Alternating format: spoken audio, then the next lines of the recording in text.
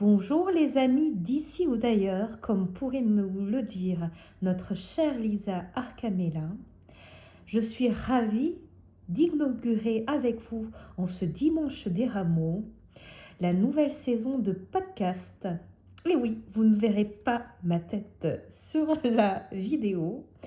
Je suis heureuse de partager avec vous quelques instants de lecture afin de faire, moi qui suis prof de français et de latin dans le civil, de faire avec vous l'école buissonnière, l'école de la vie, ce qu'on devrait finalement enseigner également à nos enfants à l'école, mais qui ne s'apprend pas à l'école. Voilà. Donc, dans ce podcast, qu'allons-nous faire? Nous allons prolonger des instants de lecture à notre manière. Nous allons aborder divers thèmes et nous allons étendre les sujets vers des livres, des extraits de développement personnel, de psychologie, de philosophie, de sagesse ancienne, pourquoi pas de religion ancienne. Nous aborderons des auteurs extrêmement connus qui ont leur propre chaîne YouTube à laquelle nous ferons toujours référence avec bienveillance et calme, et nous essaierons ensemble d'avancer pour devenir finalement ce que nous devrions tous être, ce que nous sommes peut-être déjà sans le savoir ou en le savant, c'est-à-dire des lumineux vivants, n'est-ce pas? Ainsi, pour inaugurer et débuter cette saison de podcast qui sera un petit peu électron libre, un petit peu intempestive, eh bien nous allons aborder la pensée célèbre maintenant d'un auteur conférencier prônant la méditation active qui est Fabrice Midal. Vous savez peut-être pour certains qu'il a une propre chaîne où il interviewe de nombreuses personnes qui s'occupent et se soucient des autres dans la dimension de bien-être. Ainsi, nous allons lire un extrait de Foutez-vous la paix, titre programmatique. Foutez-vous la paix et commencez à vivre de Fabrice Midal. Donc Fabrice Midal est aussi considéré comme un philosophe. Il a énormément de culture et je trouve, à mon sens, qu'il vulgarise énormément sa pensée. Voilà. Nous allons lire ensemble le chapitre 4. Cessez d'être calme, soyez en paix. Il cite en guise d'illustration à sa pensée un petit épigramme de Marina Tsvetaeva, mon frère féminin, qui nous dit: qu'est-ce qui est le plus difficile? Retenir un cheval ou le laisser courir? Et, puisque c'est nous, le cheval que nous retenons, des deux le plus pénible, être retenu ou laisser notre force? Respirer ou ne pas respirer? Être calme en toutes circonstances. Quel étrange leitmotiv. Rester calme. Sous-entendu, se contrôler et ne jamais exprimer trop vivement sa colère ou son chagrin, sa joie ou ses envies. Être calme semble une promesse formidable, mais cette injonction cache en vérité un des visages de la barbarie de notre temps. Un temps qui nous interdit d'être ce que nous sommes pour nous transformer en moutons uniformes. Calme. Nous en sommes intoxiqués. Se calmer à tout prix, quitte à se faire du mal, est notre nouveau mantra. Nous occultons le fait que seul est figé dans le calme absolu ce qui est mort. Ce calme que l'on nous vante est aux antipodes de la vie. Lors d'une journée d'enseignement de la méditation, j'insistais de nouveau sur l'absurdité de cette injonction. L'une des participantes a réagi. Moi, j'ai besoin d'être calme pour pouvoir me retrouver et prendre une décision, m'a-t-elle dit. Je médite pour être calme et je ne vois pas où est le problème. Je lui ai proposé de revenir au sens véritable des mots que nous utilisons. Calme, nous dit le dictionnaire, vient de l'occitan calma. Ce terme maritime désigne l'absence de vent qui contraignait autrefois les marins à l'inactivité, c'est-à-dire au chômage. Quand la mer est calme, il est impossible d'avancer. Le calme est l'absence de mouvement, l'immobilité statique. Évidemment que j'aime et apprécie les moments où je me sens en harmonie avec l'ordre du monde, pendant lesquels le temps semble enfin suspendu. Bien sûr que je me réjouis de ce sentiment de plénitude et l'apaisement, et je me réjouis d'autant plus s'il se prolonge. Mais je sais aussi qu'un calme-toi ne calme jamais quiconque. Ce sentiment dont je veux parler n'est pas une injonction. Il nous arrive de surcroît comme un don. Il se gagne.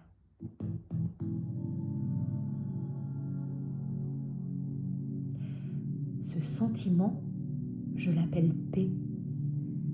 Paix, nous dit encore le dictionnaire, est issu de la vieille racine indo-européenne PEG, P-E-H-G, que l'on retrouve dans le latin pax, mais surtout dans le verbe pango et dans le grec pegnoumi, et qui signifie réparer, ajuster et travailler. La paix implique un effort pour que tout soit rassemblé avec justesse, soit l'inverse exact du mot calme. Pacifier n'a donc rien à voir avec calmer. En ce sens, la méditation pacifie, mais elle ne calme pas, heureusement. Le sentiment de paix ne correspond nullement à l'idéal lisse et parfait véhiculé en Occident depuis l'époque d'Épicure et des stoïciens. Il n'est pas ce calme reposant sur une vision étroite, éteinte, terne et donc fausse de la vie. La paix n'implique pas de se prémunir du tumulte des émotions, de la vie, des vagues et même des roulis. Au contraire, elle les intègre dans son amplitude. Elle n'est pas bousculée par de petites agressions, rater son train ou un rendez-vous, tomber malade au mauvais moment, ne pas recevoir la lettre attendue avec impatience. Elle n'est pas l'absence de trouble, mais la capacité d'entrer en rapport avec patience et douceur avec l'ensemble de la réalité, y compris avec sa propre rage, avec son chagrin, dont on reconnaît ainsi l'existence au lieu de les nier. Je n'étouffe pas ce chagrin, je ne l'escamote pas, ce qui serait d'une incroyable violence. Je ne le juge pas non plus, mais je suis simplement présent à lui. Je ne me donne pas l'ordre de me calmer. Je me fous la paix. Je ne rajoute rien à l'expérience que je vis. Je sais que mon discours scandalise à l'heure où l'expression des émotions, pour peu qu'elle soit légèrement vivace, est devenue notre nouveau tabou. À l'heure où l'injonction sociale nous intime d'être un rouage dans une machine, parfaitement calme, complètement lisse, pleinement efficace, souriant, sans émotion ni problème, toujours performant du matin jusqu'au soir. Entendons-nous. Je connais les règles du jeu social. Je n'ignore pas que ceux qui refusent d'être dans ce rouage, qui assument et brandissent leurs particularités, finissent souvent par être éjectés de la machine. Jouons donc un peu à ce jeu, mais en ayant conscience que ce n'est qu'un jeu, souvent d'une grande violence. Supportons-le sans perdre de vue qu'il n'est pas juste, mais atrophiant. Assumons de ne pas toujours être gentil, de ne pas plaire à tout le monde, de ne pas être aimé tout le temps et par tout le monde. Au collège, puis au lycée, entre 13 et 17 ans, je n'ai pas le souvenir d'avoir jamais parlé à l'un de mes camarades de classe. Je ne comprenais pas leur jeu. Une fois, le professeur de gymnastique, ma terreur, a exigé que je joue au ballon avec les autres.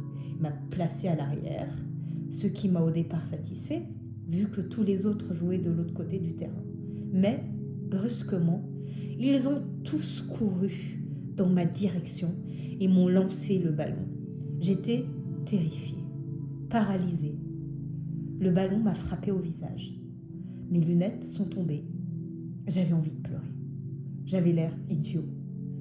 J'ai beaucoup souffert de ces moments, de ces situations où j'apparaissais bizarre. C'est ainsi que l'on me qualifiait. J'ai fini par accepter d'être bizarre. Et c'est alors que j'ai commencé à tisser des liens plus chaleureux avec les autres. Encore aujourd'hui, dans nombre de situations sociales, je ne me sens pas du tout à l'aise. Par exemple, quand je me rends à un mariage, ce que j'évite autant que possible. Je n'aime pas être placée à table à côté de personnes auxquelles je n'ai pas grand-chose à dire. Je n'aime pas le moment où il nous faut tous lever les mains, chanter en chœur, se prendre dans les bras. Ces situations me crispent, mais j'ai fini par les accepter. Par accepter de m'entendre dire « Comme tu es sérieux ». Oui, je suis sérieux. Tant pis si cela ne plaît pas. Cessons de culpabiliser parce que nous ne réunissons pas toujours, parce que nous réussissons pas toujours à montrer une façade lisse et socialement adaptée. La façade d'un idéal robotisé.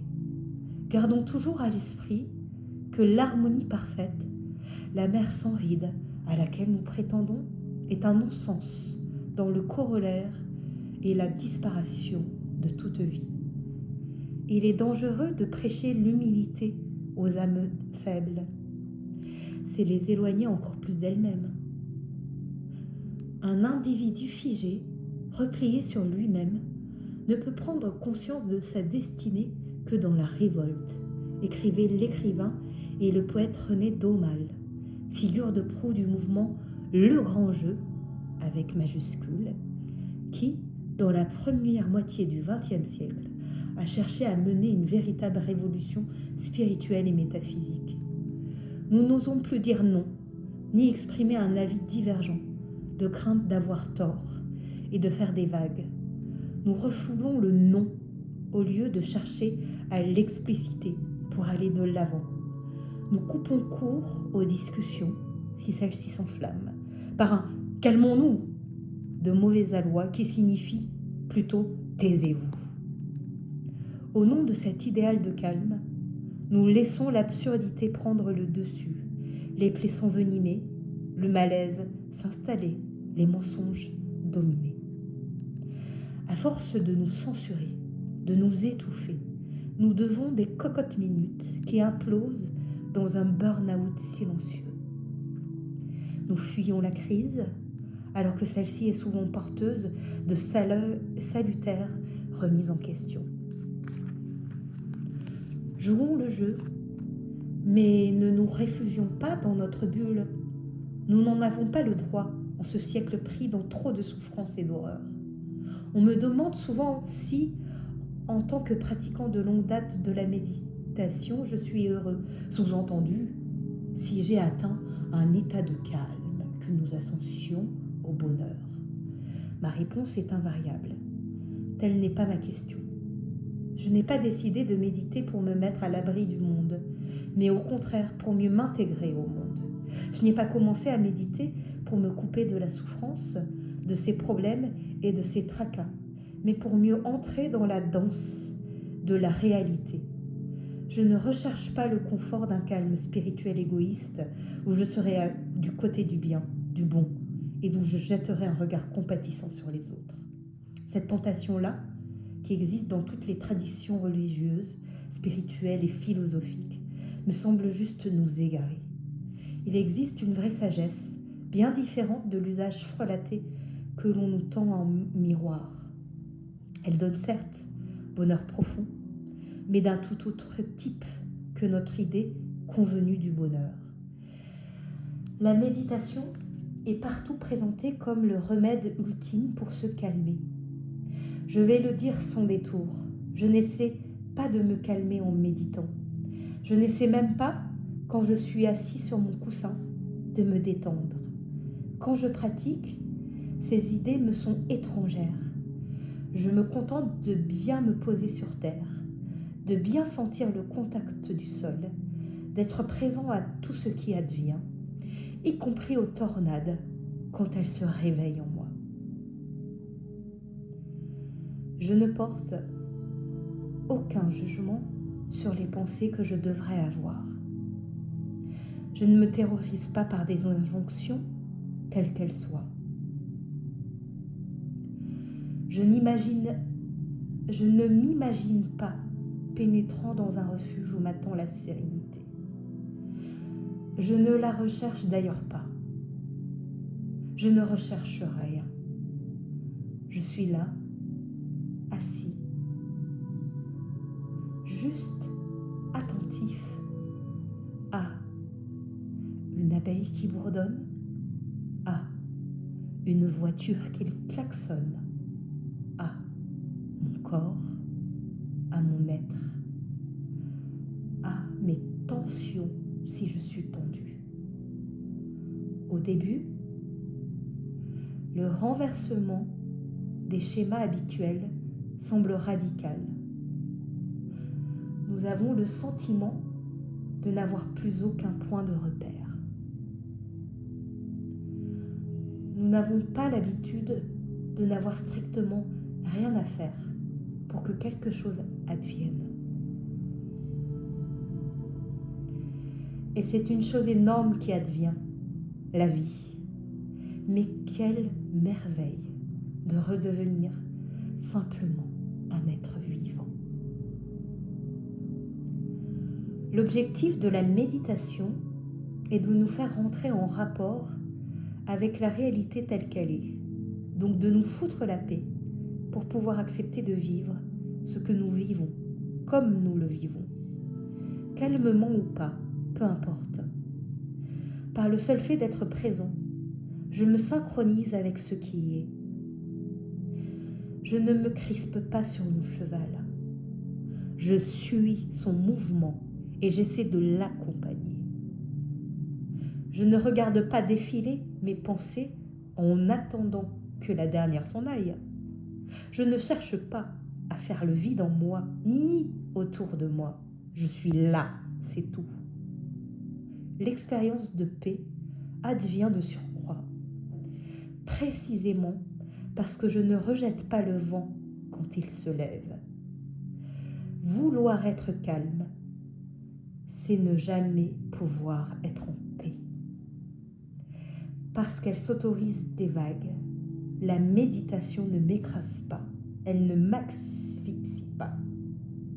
Parce qu'elle admet le tumulte, elle est sereine. Je suis dans une ouverture envers tout ce qui se produit en toute liberté. Je peux être triste, je peux être malheureux ou ému, je peux verser des larmes, mais je suis profondément apaisée. Je n'ai pas besoin d'être calme pour accéder à cet état. Il me suffit de me foutre réellement la paix. Si je me fous la paix, je suis forcément plus tolérant à l'égard de toutes les agressions. Je ne les perçois plus comme des agressions, mais comme des vagues. Et au-delà de ces vagues que je vois, c'est l'océan. On m'interroge souvent sur le meilleur moyen de pratiquer, autrement dit en langage contemporain, sur le process qui serait le plus efficace. Je réponds toujours par une anecdote personnelle. À l'école, j'étais un très mauvais élève dans toutes les matières, sauf pendant mon année de 4e en histoire-géographie.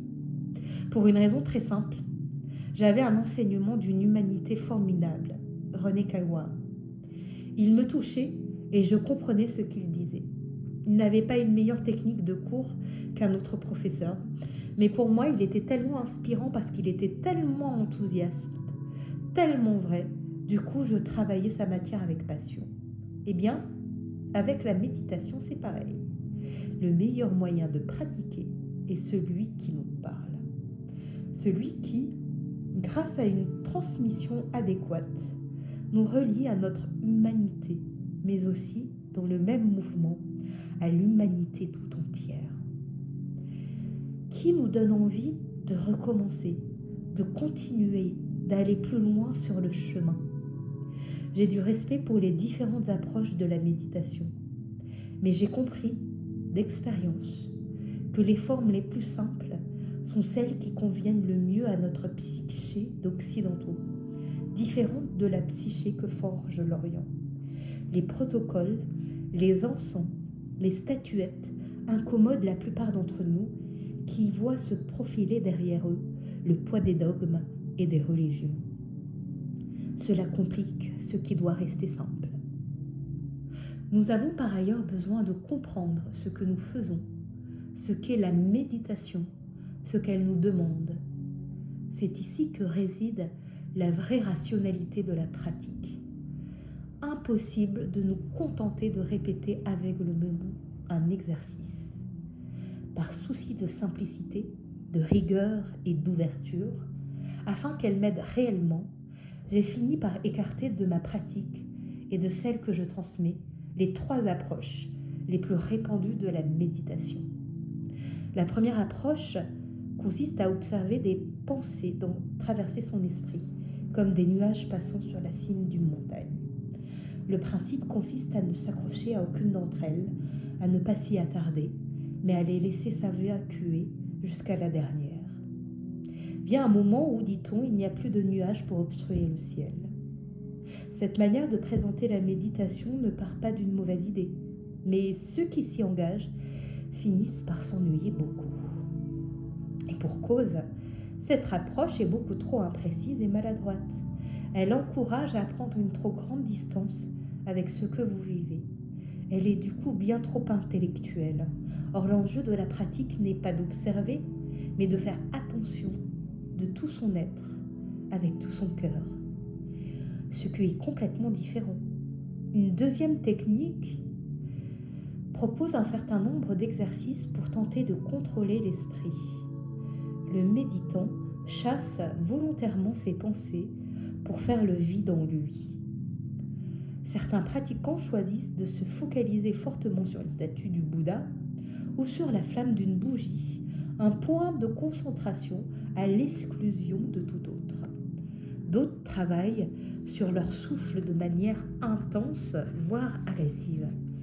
Le but est ici clairement de trouver ce fameux calme, conçu comme l'absence totale de pensée et reposant sur l'évitement de tous les problèmes. Le résultat est souvent un état paranoïaque. J'ai connu plusieurs méditants qui pratiquaient dans la terreur de ne pas réussir et assistaient, impuissants et rageurs, à l'incursion de leurs pensées pendant la séance de méditation. Au retour de rigoureuses retraites de plusieurs semaines, ils avaient perdu leur enthousiasme et leur allant. Ils avaient fini par expérimenter dans ce cocon un calme si poussé, si proche de l'ataraxie et de son absence de confusion. Alors l'ataraxie, c'est moi qui parle, c'est l'absence d'émotion. C'est le calme grec dans l'école sceptique. Parenthèse fermée. Si proche de l'ataraxie et de son absence de confusion que le retour à la normalité et à ses inévitables compromis leur semblait insurmontable. Le monde leur paraissait agressif, bien plus qu'avant leur départ. La recherche du calme les avait privés de toute paix réelle. Ils vivaient dans l'inquiétude de perdre ce qu'ils avaient réussi à rencontrer. Enfin, il existe une troisième approche, plus religieuse, dans laquelle la méditation consiste à se fondre dans le divin. Personnellement, je pratique pour m'ancrer plus solidement dans le moment présent, pas pour m'envoler au ciel. L'approche que je privilégie et que j'enseigne depuis des années est toute simple. Ne rien vouloir, ne rien chercher. Développer une attitude de pleine présence à ce qui y est, y compris les pensées, intégrées telles qu'elles sont dans l'amplitude de la présence. Autrement dit, parlons à l'enfant en nous et demandons-lui de laisser tomber tout objectif. Pendant des années, et quoi que je fasse, j'ai vu de nouveaux pratiquants se tendre avec le sentiment de ne pas y arriver. Je leur répétais en vain qu'il n'y avait rien à réussir. Je n'étais pas entendue. J'ai opté un jour pour le « foutez-vous la paix ». Ce jour-là, enfin, ils ont commencé à méditer et à découvrir le sens réel de la paix. Une image me permet de mieux expliciter ce point. Je compare les pensées, les sons, les sensations à des vagues plus ou moins hautes à la surface de l'océan. Or, aussi hautes soient-elles, les vagues n'empêchent pas de voir l'océan, ni d'en ressentir la profondeur. De ce point de vue, être en paix ne signifie pas fuir volontairement, activement la confusion ni le tumulte. Je peux être triste, je peux pleurer, me rouler par terre de chagrin. Après tout, cela n'est pas si grave, ça passera. Je ne suis pas identifiée à mon chagrin. Je ne suis pas uniquement ce chagrin. Je suis bien plus que ce chagrin. Je peux donc le vivre. Je n'ai pas besoin de le contrôler, de le rejeter. Il a même sa place dans ma méditation. À force de regarder l'océan, je cesse de distinguer les vagues. Je n'ai pas cherché à me calmer, mais à m'apaiser.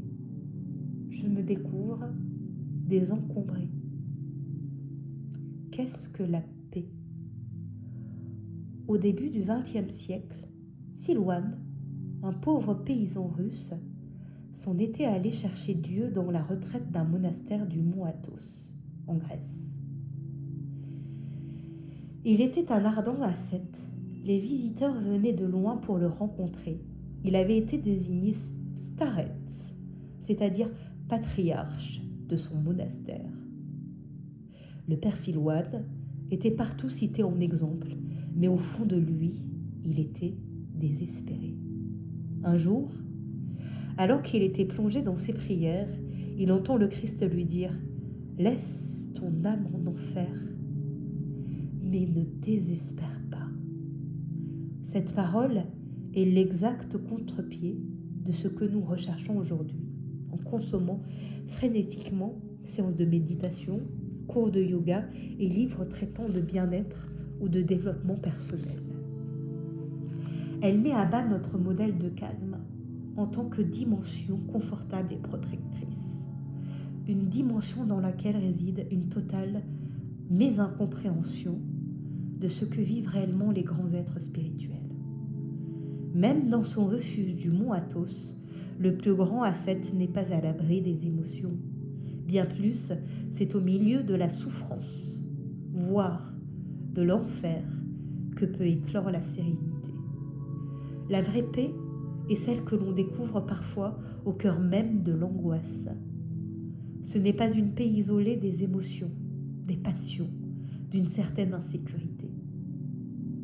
La paix ne découle pas d'un contrôle absolu de ce que l'on est, mais d'une transmutation des aléas de la réalité.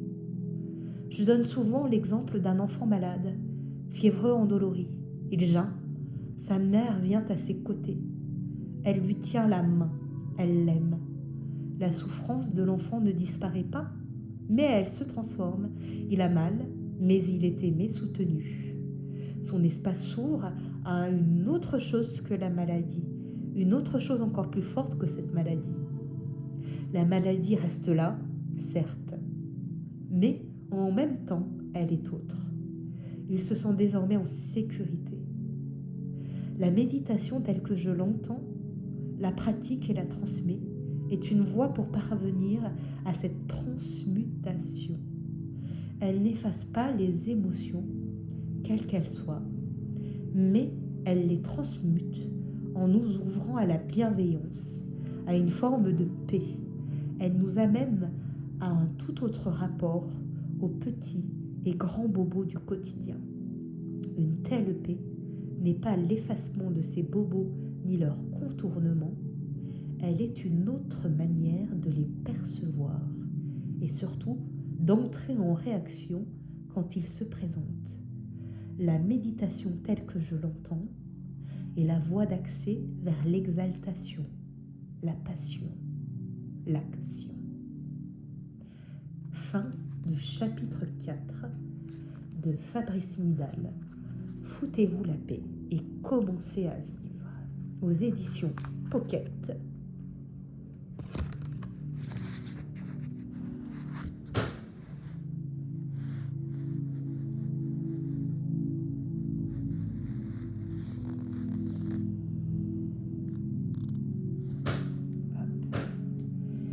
Et pour finir, je voulais revenir sur une phrase qui m'avait frappée. C'était celle qui disait « Je ne me crispe pas sur mon cheval, je suis son mouvement et j'essaie de l'accompagner. »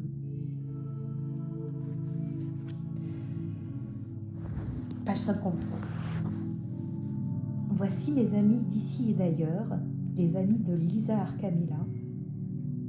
Merci pour m'avoir écouté et comme cadeau final, j'aimerais vous partager une petite anecdote, peut-être 2 ou 3, pour clôturer ce chapitre et vous partager un de mes moments de vie. Sans refaire toute l'histoire, il m'est arrivé dans mon adolescence et dans mon âge où j'étais une jeune adulte, parce que je traversais des tempêtes, pour reprendre la métaphore de la vague, des tourments, et il fallait à tout prix que je réussisse. C'était une injonction vitale. C'était le nerf de la guerre et non pas le nerf de mon cœur, le poumon de mon âme. J'allais si mal, je me faisais tellement du mal à vouloir réussir mes études, c'était devenu une telle torture que j'en faisais des nuits blanches, où je me posais sempiternellement la question « Mais que vais-je faire si je ne réussis pas ?» Il y avait des phrases remplies de je dois, de il faudrait et de je ne fais pas ou qu'est-ce que je ferai demain. J'avais l'angoisse, comme beaucoup d'étudiants, des lendemains qui déchantent, parfois des problèmes d'argent, et ma vie de jeune femme. Et un jour, j'ai cessé de lutter. Oh, ça ne m'a pas été très difficile. Je me suis laissée submerger par mon propre typhon des émotions intérieures. C'était si fort que moi. C'était plus fort que moi. Ça venait de façon tellement lancinante et ça me faisait tellement peur que je passais des nuits blanches à retenir le typhon qui voulait m'engloutir. Et un jour, le typhon de mes émotions arriva. Je n'eus pas la force, cette fois-ci, de contrôler. J'ai passé 2 jours entremêlés d'une nuit où je n'avais quasiment pas dormi, à ne pas aller bien. Et dans le tumulte, quand le jour s'est levé, alors j'ai enfin compris ce que fut la sérénité. quand le chagrin se fut de lui-même calmé sans rien que je fasse, sans rien que je puisse faire, la plus petite parcelle de vie a été comme un cadeau, un présent à moi. C'était la fin de la nuit et j'entendais simplement les premiers oiseaux chanter. Ça devait être à peu près à la même époque, printemps-avril. Les oiseaux chantèrent et de suite me calmèrent. C'était la fin du typhon. J'étais encore en vie. Le beau ciel était en train de prendre naissance. Et ce fut, je vous assure, un des plus beaux jours de ma vie.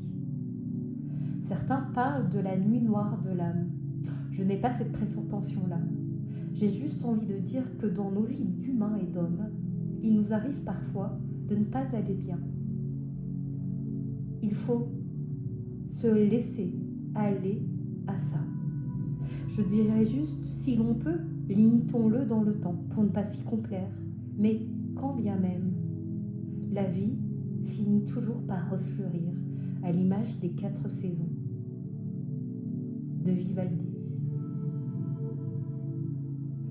Aller au plus profond du tumulte de ses émotions, sans retenir quoi que ce soit, c'est cesser de contrôler, c'est d'accepter qui on est et de vivre la vérité cachée dans ces émotionnels-là.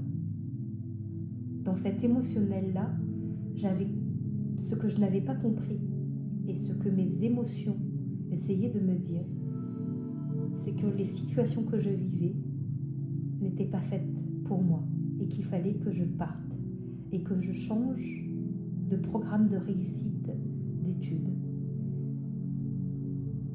Et c'est allé beaucoup mieux dans ma vie à partir de ce moment-là. Accepter l'émotionnel sans vouloir les cacher. C'est un bel enseignement qui m'a été permis dans ma vie d'apprendre et qui ne s'enseigne ni à l'université, ni à l'école, ni au collège. Un grand merci à la pensée de Fabrice Midal, un grand merci à vous et à Lisa Arcamela. Je vous souhaite sur ce d'excellents jours, de belles vies et de vivre en vous-même les plus belles émotions les plus intenses afin d'y recueillir les vérités qui s'y cachent. Pour ce qui est de la musique, elle est disponible sur YouTube. C'est Azure Méditation au pluriel. Et nous écoutons Jesus Christ Destroying All Negative Energy While You Sleep. 432 Hz plus Delta Waves. Je mettrai le lien dans la barre de description. Bonne nuit ou bonne soirée ou bonjour, bonsoir, bonne matinée, bonne journée à vous tous, bonne fin d'après-midi. Et comme dirait notre chère Lisa, sans qui rien ne serait possible, namasté. Et comme dirait Fabrice Midal, foutez-vous la paix. Bye bye et à bientôt. C'était Philomela June pour notre chère Lisa Arcamela et la chaîne Au-delà du spirituel. Prenez soin de vous.